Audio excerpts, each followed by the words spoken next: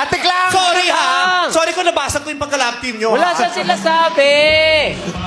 Oy! Oy, huwag ka magalit.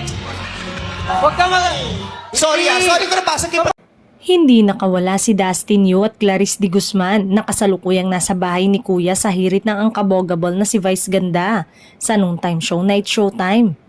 Sa noontime show kanina ay trending ang mga biro ni Vice sa sagutan ni na Clarice at Dustin habang nasa Pinoy Big Brother Celebrity Collab Edition.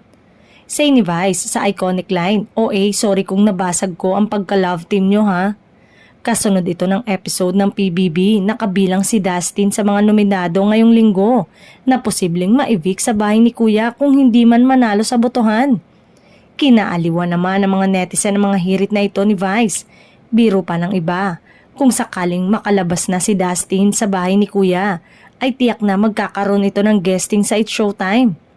Maaalalang nagkaroon ng tensyon sa pagitan ni na Clarice at Dustin Yu dahil sa weekly task na bawal magsalita.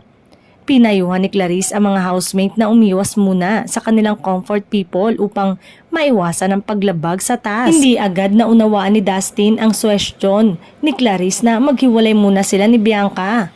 Nagtrending sa social media ang naging tensyon sa pagitan ng Pinoy Big Brother housemate na sina Clarice at Dustin Yu matapos ang isang seryosong pag-uusap kaugnay ng kanilang weekly task.